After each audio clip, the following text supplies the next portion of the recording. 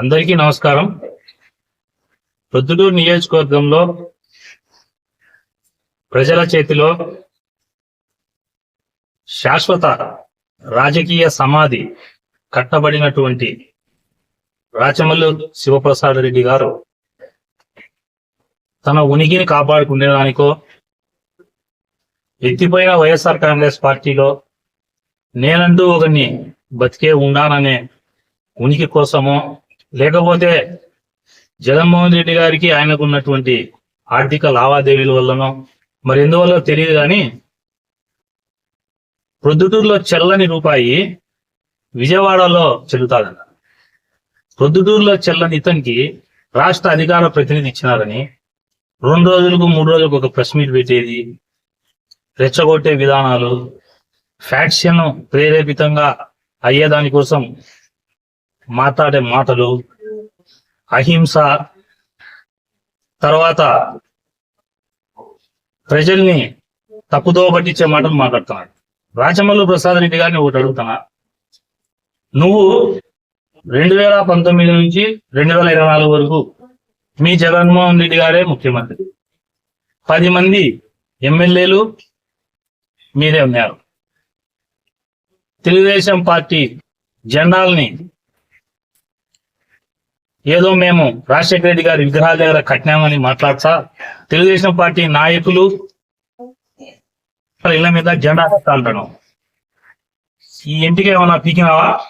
2024 వరకు ఇవేమన్నా ఏమన్నా ఇళ్ల మీదికి రౌడీల్ని, మీ వైఎస్ఆర్ కాంగ్రెస్ పార్టీ కౌన్సిలర్లను పంపించింటేనే మేము ధైర్యంగా ఎదుర్కొన్నాం.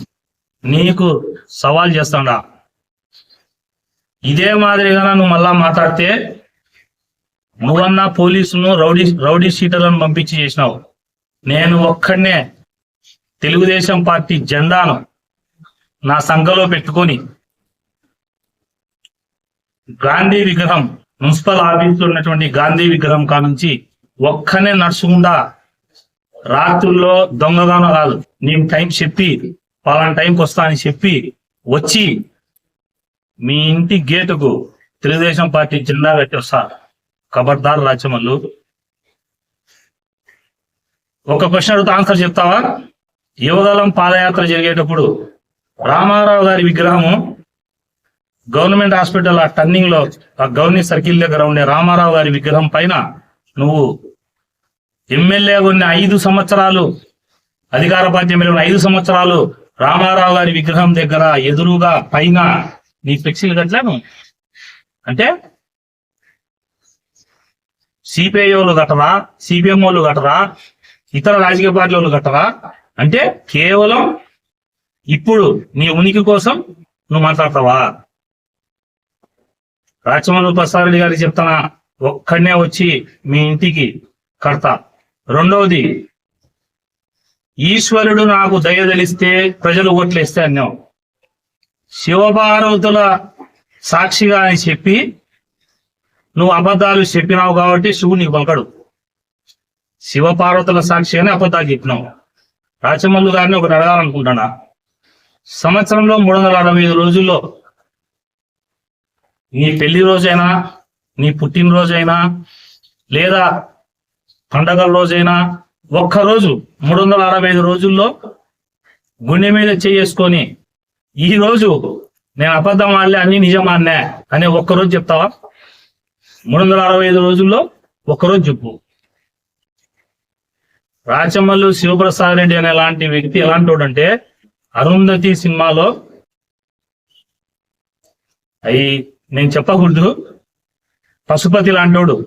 ప్రజలు అతనికి పశుపతిని సినిమాలో ఎట్లా సమాధి కట్టినారో, రాజకీయంగా రాచమల్లు ప్రసాద్ రెడ్డి గారిని అట్లా సమాధి కట్టినారు.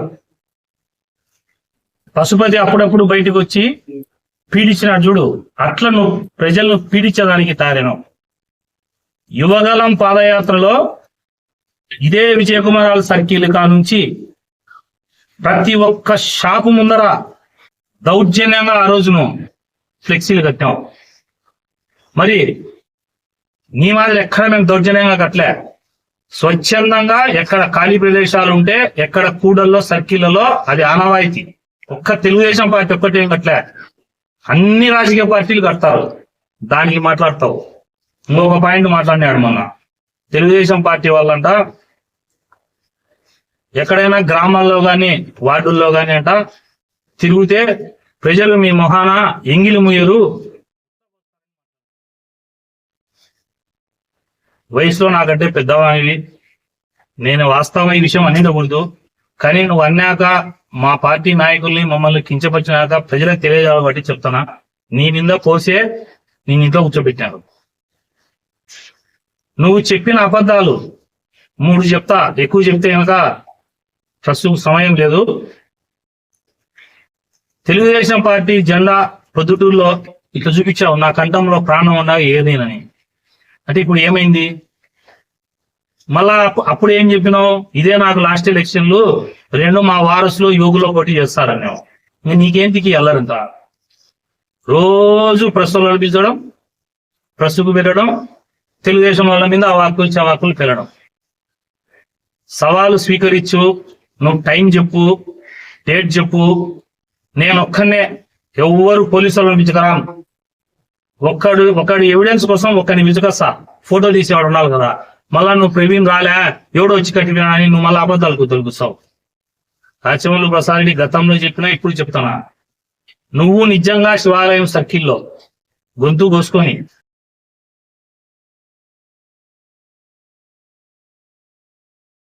దారిన పోయే పొద్దుటూరు ప్రజలు చూసి రాచమల్లు ప్రసాద్ రెడ్డి ఈ పొద్దు కొత్త యాక్షన్ కో కొత్త డ్రామాకో తెరలేపినాడు, రోజుసేపు ఉంటే గనక లేచి ఇంటికి పోతాడులే అనుకుంటారు.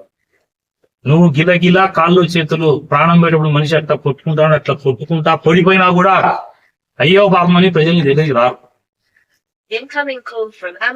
మొన్న ఒకటి మాట మాడతాడు,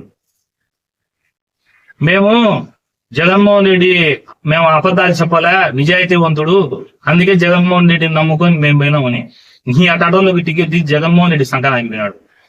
ఇంకా జగన్మోహన్ రెడ్డి అనే వ్యక్తికి నిజంగా తెలివి ఉంటే, జగన్మోహన్ రెడ్డి అనే వ్యక్తి నిజంగా రాజకీయ నాయకుడు అయితే అసలు నీలాంటోనికి అధికార ప్రతినిధి పదవి ఇవ్వడమే తప్పు.